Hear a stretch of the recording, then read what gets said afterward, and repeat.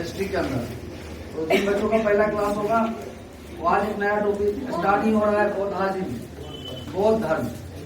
आज के संदर्भ में देखेगा तो आखिर क्यों दिया गया पढ़ने के लिए हिस्ट्री में, क्योंकि तुमको पता है दुनिया के दो बड़े कंट्री, एक तो बहुत बड़ा कंट्री अपन पड़ोसी भी है और अपना पुराना दुश्मन भी है। पाकिस्तान तुम्हारा दुश्मन नहीं है, हमेशा मैं बोल रहा हूँ। वर्ल्ड के संदर्भ में कितना बार इस बात को बोलूं, हिस्ट्री जिसको पकड़ना है, जिसको ज्योग्राफी नहीं पकड़ना है, वो कृपया करके सुन लीजिए।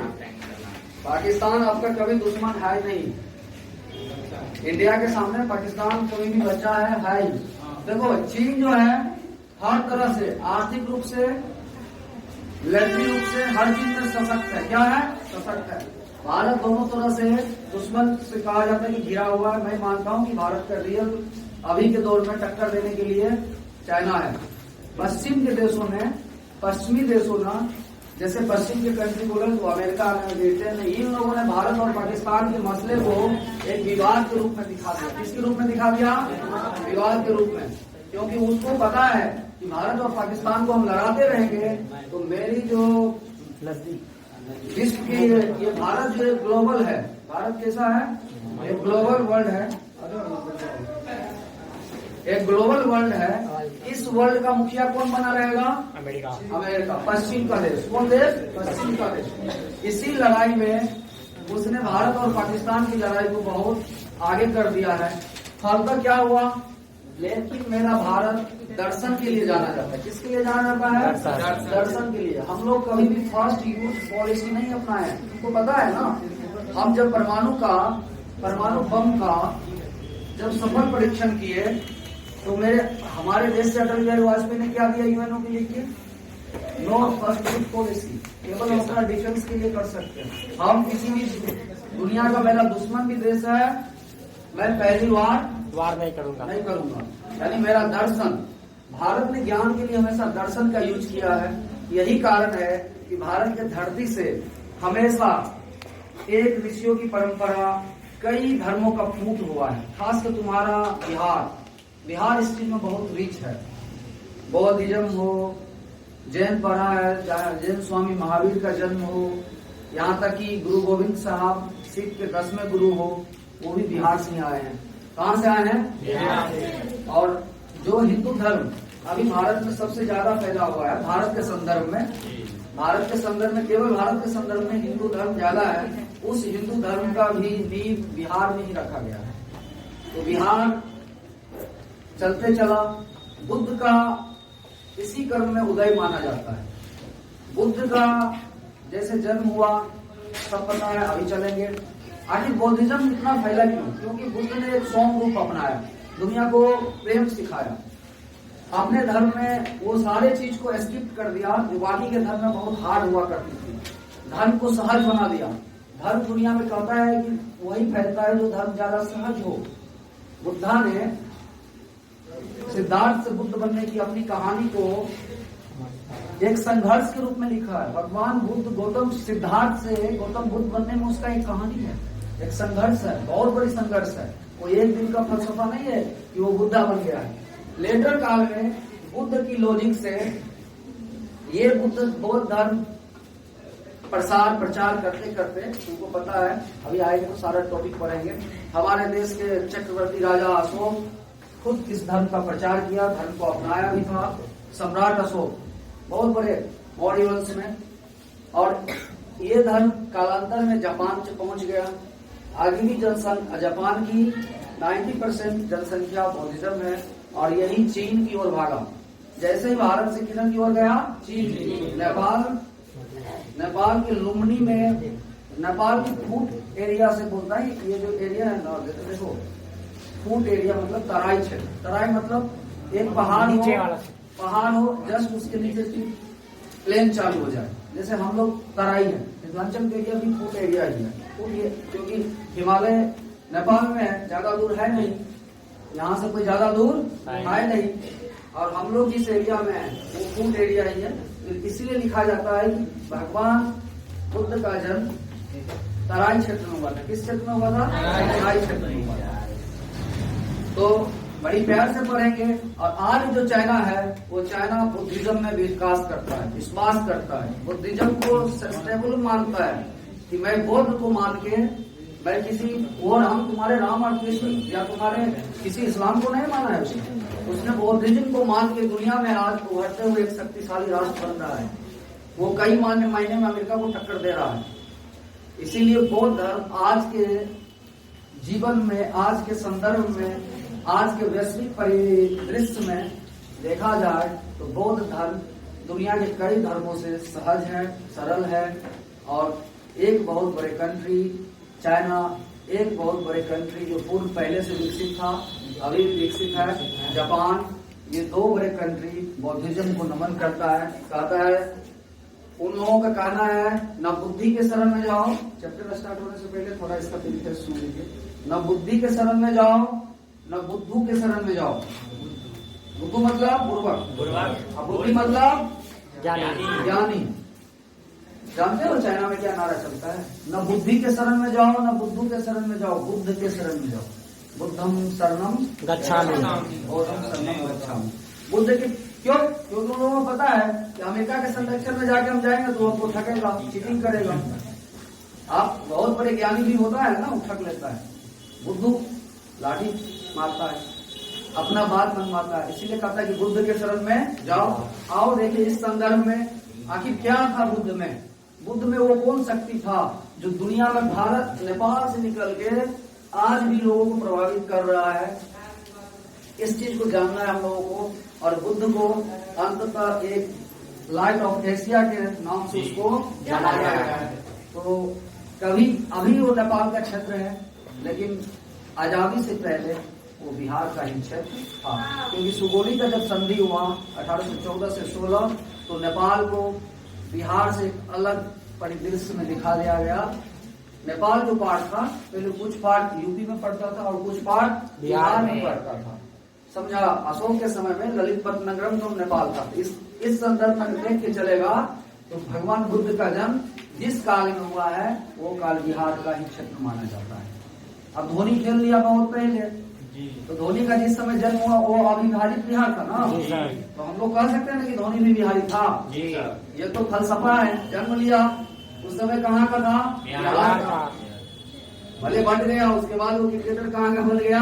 बिहार का। दुनिया में निकल के इतना नाम कमाया, तो हम लोग भी तो बोल सकते हैं ना कि मेरे बिहार का है। अरे जो धोनी जिस समय जन्म लिया, 20 साल तक पढ़ा बड़ा, खेला, पानी पिया, खाना खाया, किस मिट्टी का? बिहार। इतना बड़ा नाम, इसीलिए हम लोग भी बड़ी प्यार से करते हैं कि वो बुद्ध भी मेरा है।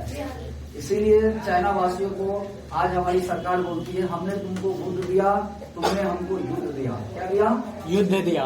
हम उसको क्या दिए? बुद्ध। वो बदले में हमको क्या दे रहा है? युद्ध। ये शर्म है। चलिए लिखिए आप। बौद्ध धर्म के संस्थापक, बौद्ध धर्म के संस्थापक गौतम बुद्ध। गौतम बुद्ध का जन्म 563 BC कपिल वस्तु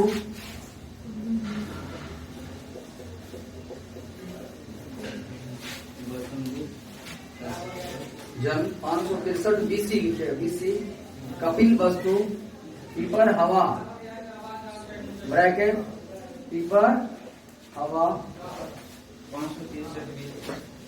नेपाल की तराई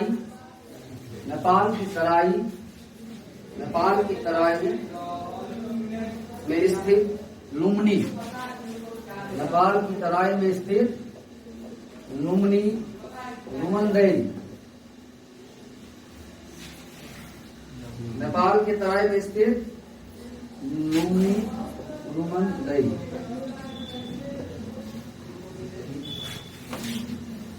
सब पूछा जाता है एग्जामों में, इसीलिए आप प्यार से लिखिए। वो तो दिए बुद्ध को पढ़ना क्यों जाए? मैं हुआ था, मैं। चलिए एक बार कंफर्म हो लेते हैं इनका कहाँ छूटा है स्टेशन। क्योंकि बौद्ध धर्म को एक क्लास में लपटने का प्रयास थोड़ा खतरा वाला काम है। 2 क्लास जाएगा ही जाएगा। और थोड़ा अच्छा से समझिए। इससे ही कुछ चीज होता नहीं है। आपको सिर्फ थोड़ा बहुत याद रखना है, बाकी चीजों को कंसल्ट करके पढ़ो कि आखिर ये क्यों इतना इम्पोर्टेंट हो गया। चलो पहला बात पूछा जा सकता है, गौतम बुद्ध का जन्म कब हुआ? एनसीईआरटी बोलती है 563, तो हम भी बोलते हैं 563, लेकिन एडी की बीसी ईसा मसीह के जन्म के पहले। ठीक। उसके बाद पूछा जा सकता है कपिल वस्तु क्या हुआ है? कपिल वस्तु लुम्बिनी नेपाल। कपिल वस्तु डिस्ट्रिक्ट है, लुम्बिनी जगह है, लेकिन आज वो जगह हो सकता है कि रुमनदेई बुकों में लिखता है। तो जैसे नेपाल में जो तराई एरिया होता है, तराई अभी बोल दिए, जस्ट पहाड़ जहाँ खत्म हो उसके नीचे का मैदानी भाग को क्या कहते हैं? तराई। उसको फुट हिल बोला जाता है इंग्लिश में। तराई में स्थित एक जगह है जिसका नाम क्या है? लुम्बिनी रुमनदेई। आपका घर बहेरी में फलना गाँव। ठीक, चलिए आगे लिखिए। गौतम बुद्ध के पिता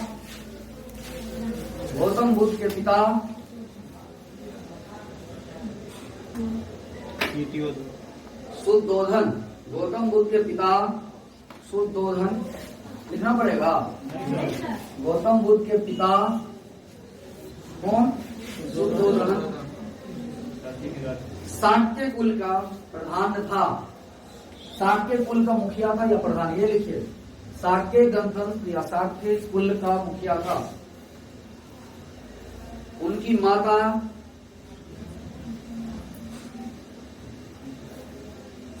माया देवी,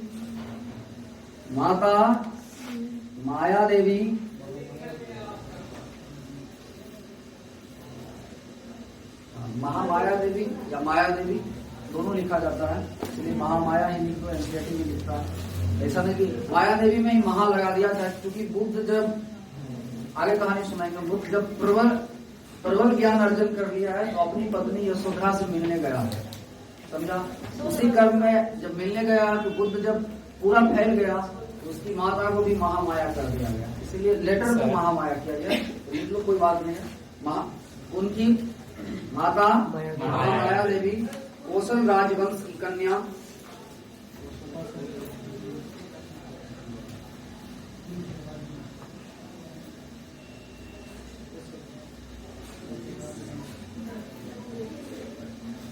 उनकी माता कौशल राजवंश की कन्या थी, जो बुद्ध को जन्म देते ही जो बुद्ध को जन्म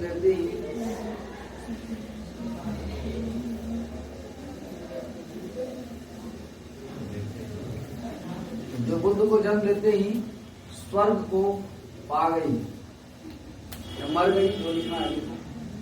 लेकिन थोड़ा सा शब्दों का ख्याल रखिए, बीपीएससी वाले बच्चों को ज्यादा रखना पड़ता है, क्योंकि मेंस जब लिखने जाता है तो लड़ाई मेंस में ही आता है। ओरिजिनल फाइट तो मेंस में आता है। बच्चे तो 6 लाख डॉलर भर देता है प्रीलिम्स का भी, क्योंकि देखो कंपटीशन जब हाई होता है ना तो वहां पे थोड़ा सा टफ होता है। वर्ल्ड कप खेलने जाएगा तो परिस्थितियां कभी बारिश भी करवा सकती है, हर चीज के लिए तैयार होना पड़ेगा। 5 लाख बच्चे में से मान लो कि 800 पोस्ट निकला है बीपीएससी के लिए, तो 5 लाख बच्चे में से 4000 बच्चे सॉर्ट आउट होंगे मेंस के लिए। अब इस 4000 में से 800 को आना है फाइनल में, तो टफ जब लड़का ये 4000 आएगा ना, ये आपको बहुत भयंकर टक्कर देने वाला है जी सर, क्योंकि ये जो आया है ये काफी टफ करके आया है। और प्रीलिम्स गलती से भी हो गया, इसमें कोई मजा लेने वाला बात नहीं है, क्योंकि तुम्हारा फाइनल सिलेक्शन नहीं हुआ है। इसलिए कहते हैं कि फाइनल जीत की तैयारी करो बुद्ध की तरह। आगे लिखिए। इनकी मौसी प्रजापति गौतमी, महाप्रजापति लगा के चलो, इनके परिवार में सब बाद में महा लगाने लगा। इनकी मौसी महाप्रजापति गौतमी,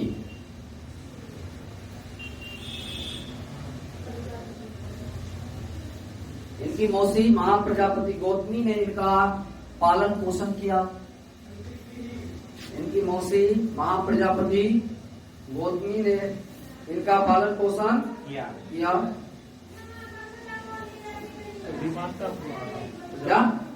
माता प्रजापति गौतमी किया,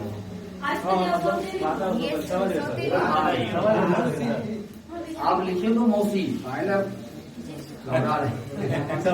दोनों की सब एनसीईआरटी पर लगता है। जी माता का मतलब ही वही होता है, समझा? बी माता मतलब देखो, अगर मान लो किसी के साथ ऐसा न हो, मैं इस चीज को रूढ़िवादी को नहीं मानता हूँ, पहले ऐसा होता था। गौतम बुद्ध के पापा क्या थे, मुखिया थे, किस कुल के? समझ रहा है ना? जिसका पापा एक किंग टाइप का है, राजा टाइप का है। उसके फादर देखा बुद्ध के जन्म के बाद बुद्ध का क्या हो गया, उनकी माँ का क्या हो गया? जैसे ही उनकी माँ का मृत्यु हुआ, उनकी मौसी को ले आया गया इनके पालन पोषण करने के लिए। आज भी कहीं भी ऐसा घटना देखने को मिलता है, लेकिन ये एक रूढ़िवादी है, इस चीज को हटा देना चाहिए। मैं कई बार बोलता हूँ कि तुम्हारे राम, इसलिए तुम वो उसको मर्यादा बोलते हो, जानते हो क्यों? क्योंकि राम का बाबूजी 3 शादी किया था। कितना शादी? 3 शादी किया था राम का बाबूजी। राम बड़े पुत्र थे अपने फादर के, तो राम को इस चीज से बड़ी घृणा आता था। अपनी माता का जो हाल देखता था ना, राम कसम खा लिया था कि मैं जीवन में जब भी करूंगा तो कितना शादी? एक ही शादी करूंगा, और जब भी करूंगा तो किसी, उसने कास्टिज्म का बात नहीं किया। जानते हो सीता कौन है? तुम्हारा धर्म ग्रंथ वो बोलता है, लेकिन साइंस वो नहीं मानता है। कभी मिट्टी के अंदर से कोई स्त्री या पुरुष निकलता है, this is only havoc, suddenly havoc, ये हैवॉक पैदा करने का एक जगह है। सीता हो सकती है निम्न कुल की लड़की हो, जिसे राजा जनक ने गोद लिया हो, पढ़ाया हो, लिखाया हो। और राम की बचपन से इस चीज में देखा है कि मेरे पिताजी 3 शादी किया है, मेरे घर में क्या स्थिति होता है, झगड़ा लड़ाई, माने खुश कोई नहीं रह पाता है। तो राम ने सोचा मुझे एक ऐसी लड़की से शादी करना है जो सब चीज को समझे और जो थोड़ा नीचे से हो, इसीलिए उसने चुनाव सीता का किया। और जीवन में जब राम दूसरा यज्ञ करने लगा तो लोगों ने उसको सलाह क्या दिया पता है? इसीलिए कह रहे देखो बुद्ध में भी ये गुण है। लोगों ने उसको सलाह क्या दिया? अब की बार तुम्हारे यज्ञ में जो बैठेगा ना, अब तुमको पत्नी चाहिए। सीता तो वन में है, तुमको शादी करवा देते हैं। उनका गुरु भी इस ज्ञान को दिया, लेकिन राम ने बोला मैं दूसरा शादी नहीं करूंगा, क्योंकि उसने बचपन में जो देखा है। आदमी कुछ भी चीज ऐसा तो है कि मैं गुरु हूँ, तुमको कुछ गलत ज्ञान दे दूं तो तुम उसी को धोते चलो, कभी नहीं। आदमी को जो कभी कभी यहाँ से आवाज आता है ना, उसका भी सुनना चाहिए। मैं कई बार बोलता हूँ तुम लोग अभी जिस एज में हो 90% दिमाग का सुनो, लेकिन 10% कभी कभी दिल का भी सुना चाहिए। ठीक ना? चलिए लिखिए। इसीलिए बी माता ने बोल के बोली इसकी मौसी का नाम प्रजापति, पत्नी यशोधरा, पत्नी का नाम यशोधरा। इसलिए बोलने याद रखिएगा। देखो उनकी पत्नी महावीर स्वामी की पत्नी यशोदा, यश को देने वाली। कई बार करते हैं ना, इसका संधि विच्छेद क्या होता है? यशोदा।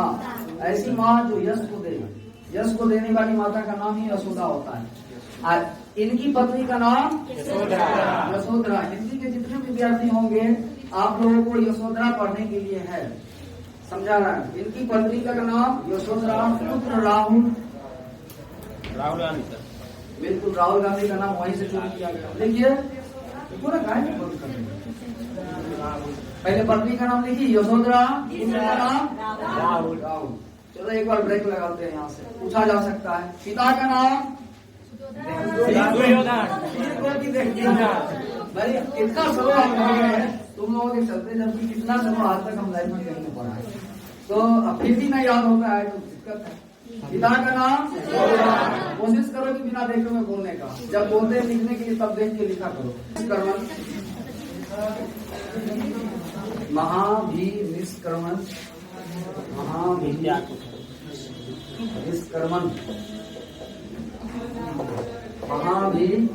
निष्कर्मण। सारे धर्म को पढ़ लेना। जब धर्म और दर्शन खुला है ना, आराम से तब तुम लोगों को पता चल जाएगा सारे धर्मों का सार क्या है। देखो बौद्ध साहित्य में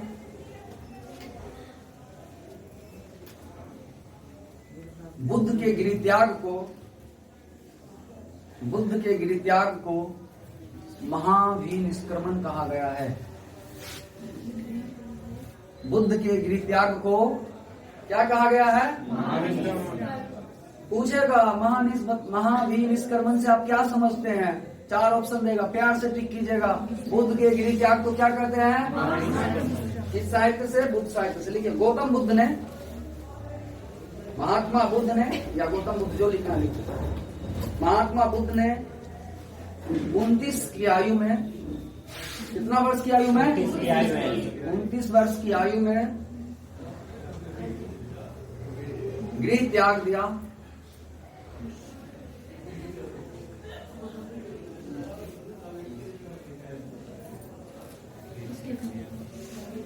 उन्होंने अपने जीवन में 4 दृश्य,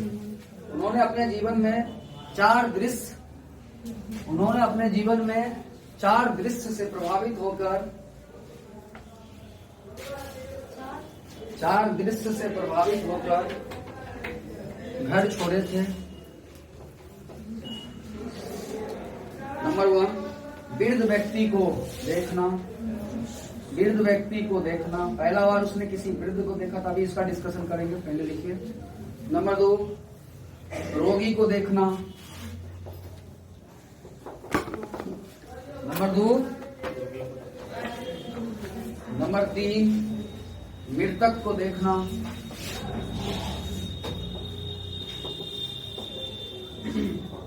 एंड नंबर 4, सन्यासी को देखना। उनके जीवन में 4 घटनाएं हैं जो बुद्ध को राजा न होके सन्यासी बना दिया। हमारे मोदी जी भी कहते हैं, साहब जी भी कहते हैं कि अगर हम राजा नहीं होते तो क्या होते हैं? सन्यासी होते हैं। सरदारी वाले साहब। चलिए ध्यान दीजिए,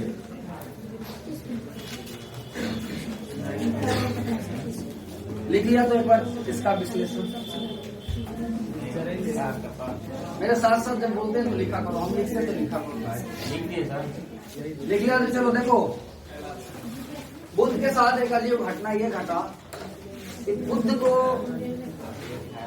बुद्ध ने जब जन्म लिया ना, तो उनके पापा मुखिया थे, कोई मामूली आदमी तो थे नहीं।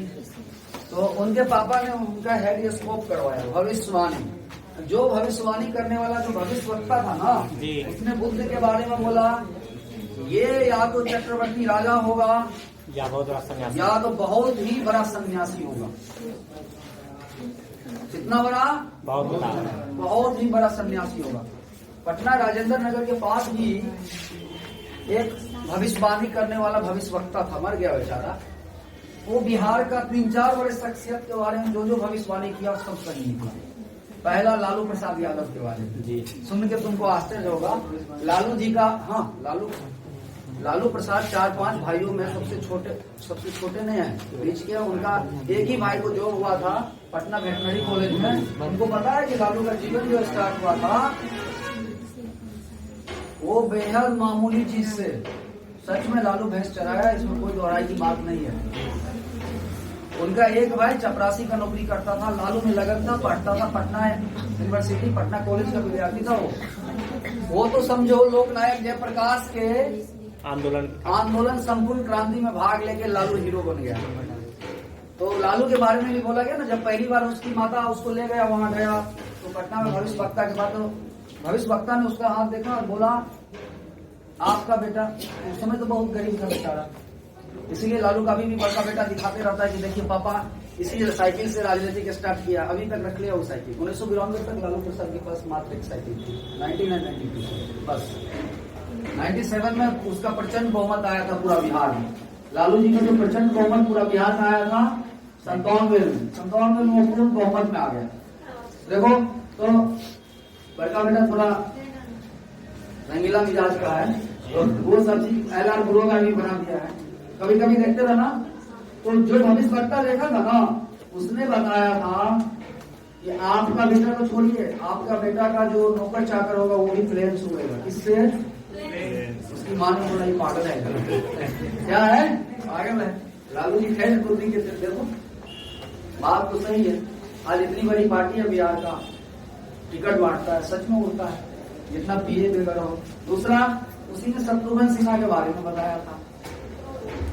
तो बिहार में कई शख्सियत, कई लोग होते हैं जिनको अध्यात्म बहुत पकड़ होता है। क्या होता है? अध्यात्म पकड़। हाँ, एग्जैक्ट वो भविष्य बोल सकता है, किन्हीं के बारे में बोल सकता है, या तुम्हारे चरित्र को देखकर तुम्हारे सामने खड़ा होकर, मुझे नहीं पता, लेकिन कई ऐसे लोग हैं जिनका भविष्यवाणी कई बार सफल हुआ है। मैं बोल रहा हूँ, सप्ताह का 7 दिन है ना अभी तक, ये सप्ताह का 7 दिन दिया हुआ आर्यभट्ट का है। उसके बाद दुनिया में कोई वैज्ञानिक 8वां दिन नहीं बना पाया। आज कितना दिन पहले तो देखो, बुद्ध के बारे में भी बोल दिया गया भविष्यवाणी में, क्या आपका बेटा या तो महान चक्रवर्ती सम्राट बनेगा या सन्यासी। बुद्ध को ये बात बार बार याद दिलाते रहता था उसका पालन। सोचता था, उनके पापा इस समय थोड़ा ज्यादा विश्वास करते थे। उन्होंने क्या बोले अपने बेटा को कि इसको उलझा देते हैं। क्या करते हैं? उलझा देते हैं। फटाक से शादी विवाह कर दिया लड़की देख के, समझा ना। तो बुद्ध का शादी विवाह जल्दी कर दिया ताकि राजपाट संभाले। राजा ही बनना पसंद करता है किसी का माँ बाप। मैं बोलूँ अपनी माँ को जाके कि मैं सन्यासी बनने का मन ठान लिया हो, थोड़ा सा दुविधा में पड़ जाएगा। तो यही स्थिति बुद्ध के साथ हो रहा था। उसके पिताजी इस उधेर गुण में पड़ा हुआ था कि आखिर कहीं मेरा बेटा टर्न न ले। तो देखो, बुद्ध का शादी भी हो गया और बच्चा भी हो गया। बेटा का नाम क्या था? राहुल। आप समझिए, बुद्ध के साथ एक विचित्र घटना घटता है। उसकी जो साइंटिफिक नॉलेज है ना, वो बार बार विश्लेषण करती रहती है। वो अपने राज्य में देखता था, एक बार बड़ी प्यार से देखा कि एक वृद्ध व्यक्ति है, बड़ी कष्ट होता है। इसलिए तो कारण है कि जवानी में आदमी को दिक्कत नहीं होता है। जवानी में दिक्कत, सोच लो, बुढ़ापा देख के थोड़ा सोचो, इसलिए करके कुछ अच्छा काम कर लो। अपने आप को 40 साल आगे ले जाओ, तो देखो तुम कहाँ रहेगा, चलने बोलने लायक भी रहेगा कि हम लोग अभी दादी जी को एकदम बोल देते, तुम 50 साल ऊपर जाके सोचो जब तुम बूढ़ा हो रही हो। चलो, फुटबॉल की तरह तुमको भी खेल देगा तुम्हारा आने वाला बच्चे है। अभी हम लोग जैसे, हाँ सच है, तो इसमें कोई सच नहीं है। तो बुद्ध भाई अपने 29 साल की अवस्था में दिमाग को साइंटिफिक तरह से सोचते मंथन करते, चूंकि इनका राज्य था, राज्य में हर टाइप का आदमी आता है। मुखिया के घर पर ऐसे भी 10 आदमी आते रहता है। एक तो राजा था, साके कुल का एक कुल होता है, तो पूरा कुल मान लो, कोई कहेगा हम यादव कुल के हम ही मुखिया है, कोई कहेगा फला कुल का, एक कुल का मुखिया था ये। तो इसके यहाँ आदमी आते जाते रहता था। इसने एक वृद्ध व्यक्ति को देखा, बोला बहुत कष्ट है भाई। क्या है? फिर दूसरा बार थोड़ा बाहर देखा तो रोगी को देखा। इसीलिए कह रहे ना, कभी हॉस्पिटल का दौरा कर लो, नहीं तो कभी शमशान घाट का दौरा कर लो। ज्यादा अपने आप पे गर्व और घमंड होने का गुरूर टूट जाएगा, बाकी कुछ नहीं रहेगा। समझ रहा है ना? बुद्ध ने इस चीज को समझ लिया अपनी जवानी की अवस्था में, 29 साल की अवस्था में। कितनी साल की अवस्था में? मृतक को देखा, सोचा यही तो जीवन का सत्य है, जीवन का सत्य है। फिर उसके बाद सन्यासी को देखा, बोला देखो ये फकीर कितना मस्त रहता है। क्या रहता है? क्योंकि सन्यासी के जीवन में दिक्कत बहुत कम होता है। तो उसने सारे घटनाओं को रात भर सोचते सुनो, आखिरकार उसने निर्णय लिया, बाप को बताएंगे तो बाप जाने देगा नहीं, तो करें क्या। राज्य में किसी को कहेंगे तो पोल खोल देगा। इसीलिए आधी रात को चुपचाप उठ के भागा ज्ञान की खोज में। किसकी खोज में? बोला आप मुझे सिद्धार्थ नहीं रहना है। क्या नहीं रहना है? आप मुझे ट्रांसफॉर्मेशन करवाना है। सिद्धार्थ से किधर की यात्रा करना है? गौतम बुद्ध बन जाना है। दुनिया को बौद्धिज्म देना है, दुनिया को सौम्य देना है। तो इसी चीज को देखते हुए कभी कभी पूछेगा बुद्ध ने गिरि त्याग क्यों किया? ये 4 घटना है, निम्नलिखित में से कौन घटना नहीं हुआ था उसके जीवन में? याद रखिएगा। बड़ी प्यार से बोल दो, वृद्ध व्यक्ति को देखा, बुढ़वा को देखा, उसके बाद रोगी को, बीमारिया को देखा, उसके बाद मरा हुआ आदमी को देखा, सन्यासी को देखा। सन्यासी को हमेशा पूछेगा। मस्त है। चलो, बुद्ध के गिरि त्याग का प्रतीक घोड़ा माना जाता है। बुद्ध के गिरि त्याग का प्रतीक क्या माना जाता है? घोड़ा।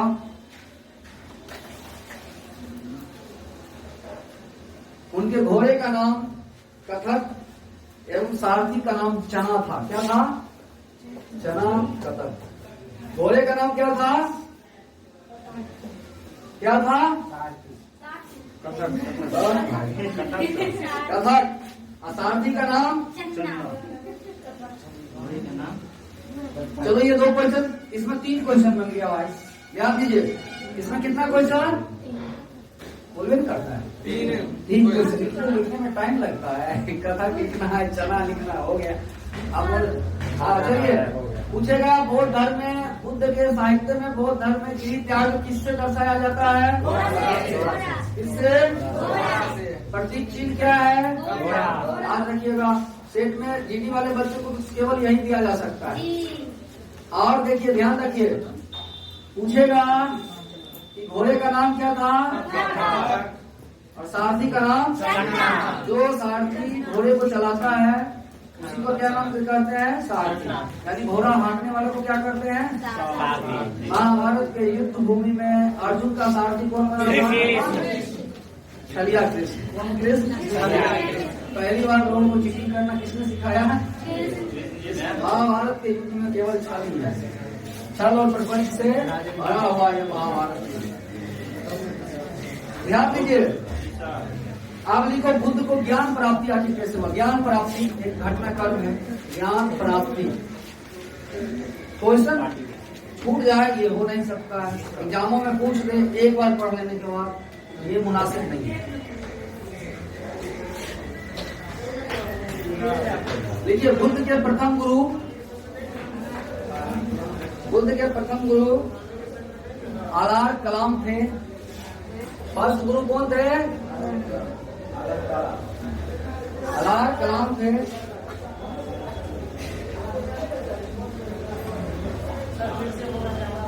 बुद्ध के प्रथम गुरु पहले लिखिए, उसके बाद विश्लेषण। जिनसे उन्होंने संन्यास की शिक्षा ली, जिनसे उन्होंने संन्यास काल में शिक्षा ली या संन्यास की शिक्षा ली? संन्यास काल में शिक्षा ली। किस काल में? संन्यास काल में।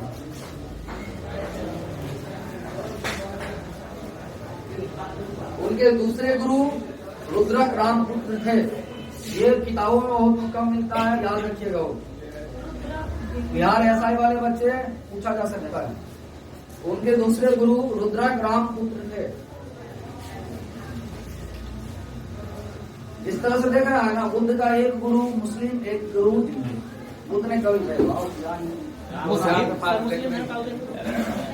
मुस्लिम धर्म तो बाद में आया, लेकिन आलार कलाम, देखो धर्म संप्रदाय जो होता है ना पहले से ही होता है, सिर्फ उसका ऑर्गेनाइजेशन होता है, समझा? मान लो हम लोग कोई धर्म के नहीं, कुछ तो कर रहे होंगे ना, कोई विधि विधान कर रहे हैं, किसी ने ऑर्गेनाइजेशन कर दिया तो ये बौद्धिज्म हो गया। बोलो बुद्ध का प्रथम गुरु, जिनसे शिक्षा कब दिया उसने? संन्यास काल में। और बुद्ध के दूसरे अब आइए, बुद्ध भटकते भटकते पहुंच गया नेपाल की तराई से कहाँ? बिहार। लुधियाना। कहाँ पहुंच गया? बिहार। कहाँ? बोध गया। गया से 8 किलोमीटर मैं गया हूँ, आप भी चल जाइएगा बड़ी प्यार से। वो गया स्टेशन से 8 किलोमीटर पड़ता है बोध गया, समझा?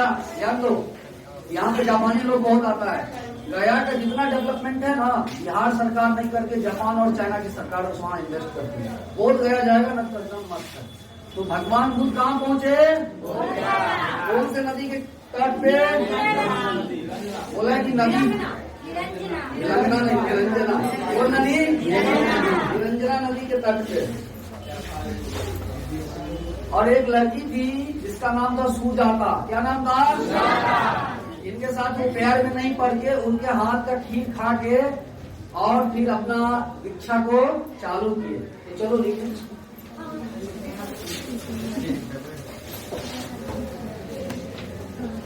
बुद्ध ने उरुबेला बोध गया में, उरुबेला बोध गया, बुद्ध ने उरुबेला बोध गया में निरंजना नदी, कौन नदी? निरंजना नदी, निरंजना नदी के तट पर कठोर तपस्या की, कठोर तपस्या की। देखो चला, ज्ञान प्राप्ति करने के लिए क्या करना पड़ता है? तप करना पड़ता है। राजा भर्तृहरि ने संस्कृत में नीति शतक में दिया है, वो क्या कहते हैं, तुम लोग पढ़ा होगा ना, जिसको न ज्ञान है, न कर्म है, न वचन है, क्या दिया है, वो इस धरती पे पशु के समान है। फर्क इतना है कि उस पशु को सिंह है, पूंछ है, और हम लोगों को पूंछ और सिंह नहीं। लेकिन राजा भर्तृहरि ने बोला है, तुम भी हो क्या की पशु, न तुम्हारे पास ज्ञान है, न शील है, न गुण है, न धर्म है। तो उपवास तो कर लिए बेचारे, कठोर तपस्या भी किए, गुरु का भी नॉमिनेट कर दिए कि हमको किससे शिक्षा लेना है। तराई के क्षेत्र से भाग भी गए, रात को भागते भागते बिहार पहुंचा, एकदम प्योर बिहार, मगध की धरती, बोध गया, उर्वेला, निरंजना नदी के तट पे बोधि वृक्ष, जो बिहार का राजकीय वृक्ष भी है, इसी वृक्ष के नीचे, बोधि वृक्ष के नीचे आते हैं, बोधि वृक्ष के बिहार का आज राजकीय चिन्ह क्या है? देखो तुम लोग जो बनाते हो ना, वो सब बनाया कभी अभी सीधे लगा जाति आवासीय, तो फोटो में ऊपर में क्या साइड से बोधि वृक्ष है, कौन है वो? बिहार पुलिस के लोगों दोनों एक ही है। मेरा मानना है बनियान ट्री, बोधि वृक्ष और पीपल में हल्का हल्का डालता है, समझिए। सुनो, बात में करो, ऐसे पीपल के वृक्ष 24 घंटा ऑक्सीजन लेती है, इसीलिए लोग उसका भी पूजा करता है। अगर वही पेड़ होगा तो वही देता पीपल के पेड़ के क्या है? हाँ सर, बोधि वृक्ष, बोधि वृक्ष वैसे का हमको लगता है ना, इंग्लिश में दोनों का बनियान, एक का बनियान ट्री लिखता है, साइंटिफिक नेम से मिलाना पड़ेगा। तो वो क्या चीज सही है? नींबू बहुत सारा टाइप का होगा, तो क्या करें? तो बोधि वृक्ष के नीचे पर्याप्त मात्रा में ऑक्सीजन लिया, बुद्ध ने ज्ञान अर्जन किया, कठोर तपस्या किया, लगातार तपस्या करते गया। उसके बाद ज्ञान जब भर गया, सुनो, पूरा सॉफ्टवेयर किससे भर गया? ज्ञान से। तो उपवास कैसे तोड़ा? एक लड़की है जिसका नाम है सुजाता, उसके हाथों से खीर खा के बुद्ध ने उपवास को तोड़ा। देखिए, सुजाता नामक लड़की के हाथों से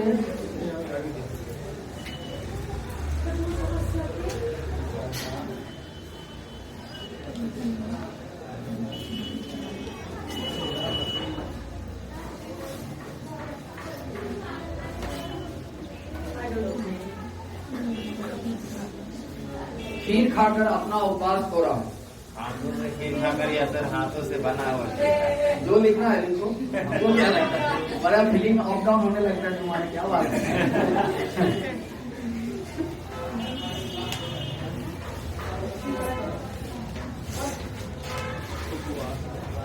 35 वर्ष की आयु में, लिखिए। चलिए आप जो क्वेश्चन पूछ रहे थे उसका जवाब, 35 वर्ष की आयु में कितना वर्ष? आप मेरा देखो, पहले लिखो उसके बाद चर्चा करना है, तो लिखने वाले 35 वर्ष की आयु में वैशाख पूर्णिमा के दिन, कौन पूर्णिमा? वैशाख पूर्णिमा के दिन बोध गया में, कौन गया में? कहा?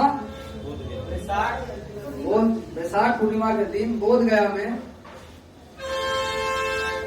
एक पीपल वृक्ष के नीचे,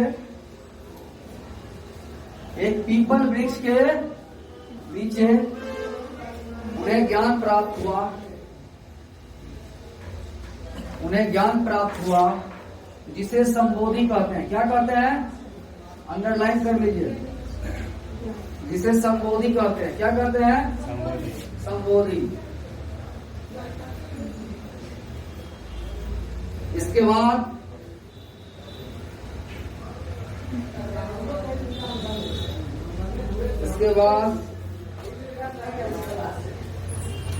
वो बुद्ध कहलाने लगे। सिद्धार्थ से क्या कहलाने लगे? तो बचपन का नाम उसका सिद्धार्थ है, लिखा देंगे, हाँ लिखा देंगे ना, जिन क्या लिखा? इसके बाद वो बुद्ध कहलाए।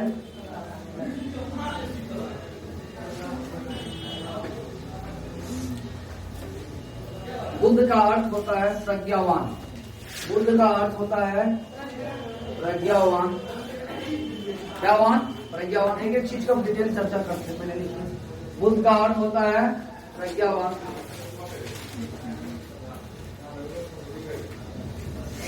और उस पीपल वृक्ष का नाम बदलकर बोधि वृक्ष हो गया। और उस पीपल वृक्ष का नाम बदल के क्या हो गया? बोधि वृक्ष। बोधि। अब आंसर आपका मिल गया होगा।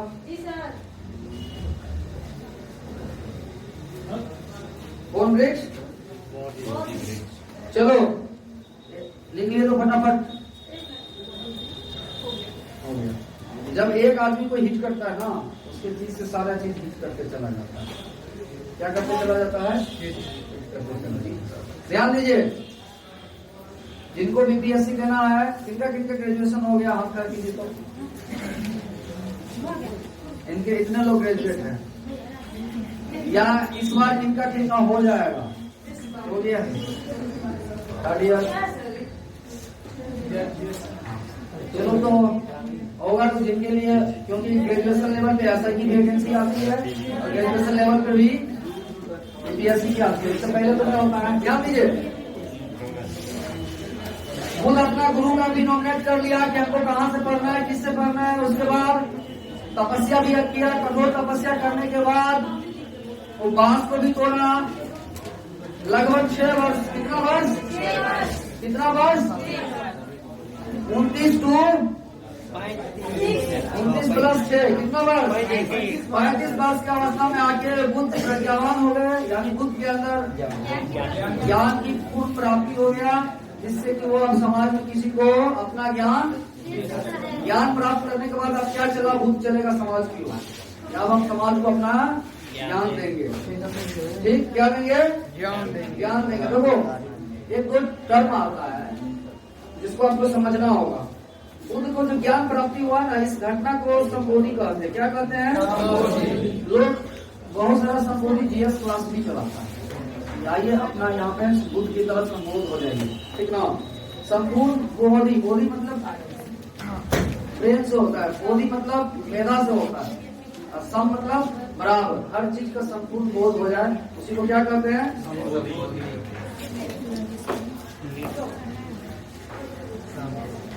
देखो, बुद्ध का दूसरा नाम तथागत भी कहा जाता है।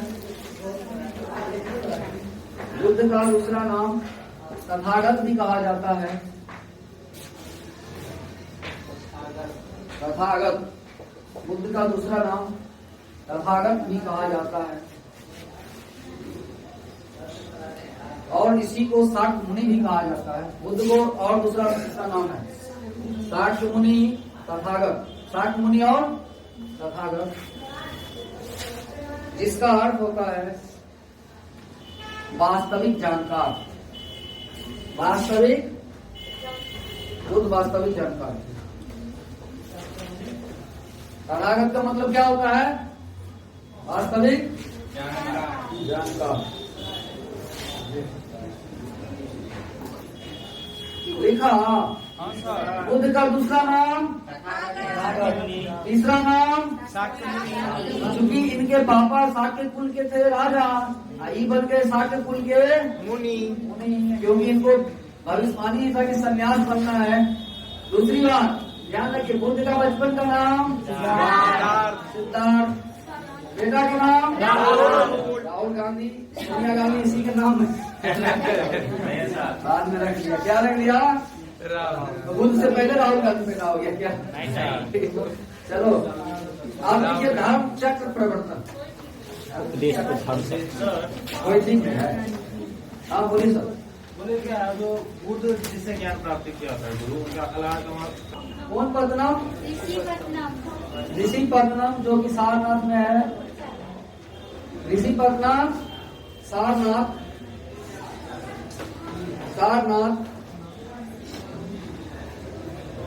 सारनाथ में दिया, जिसे धर्म चक्र प्रवर्तन कहा जाता है।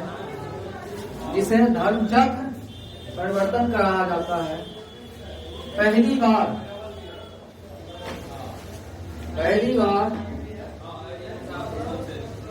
जिसे धर्म चक्र परिवर्तन कहा जाता है। पहली बार इन्होंने 5 ब्राह्मणों को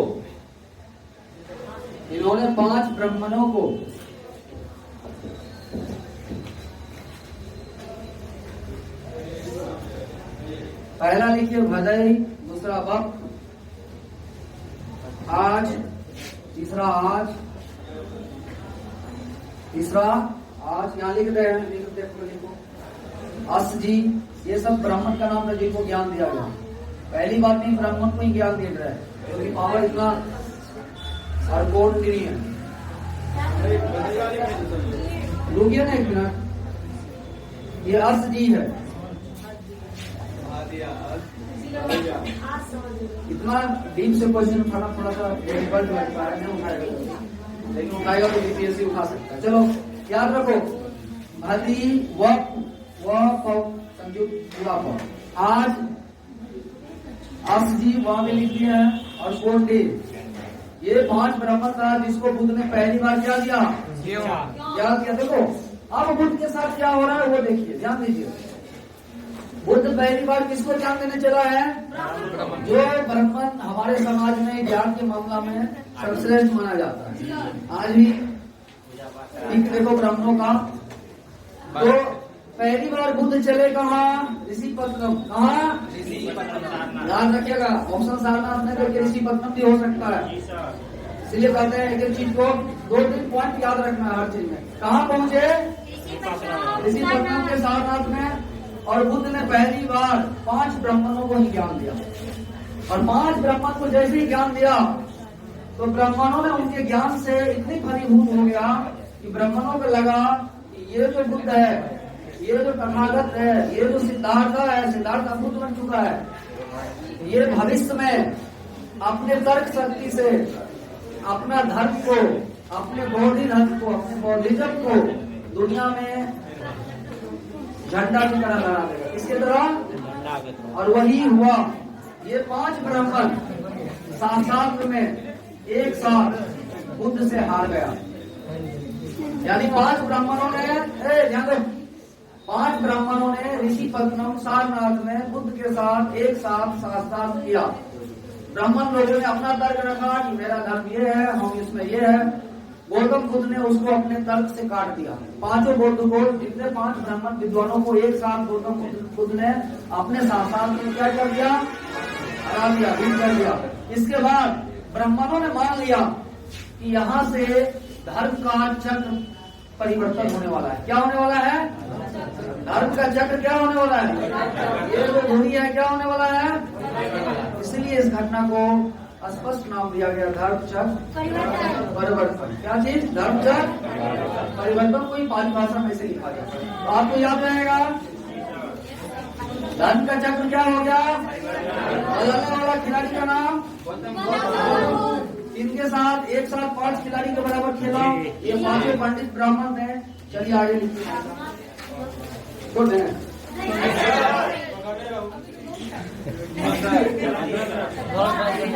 चलो आज यहाँ स्टॉप लगाइए, बदल कर करेंगे।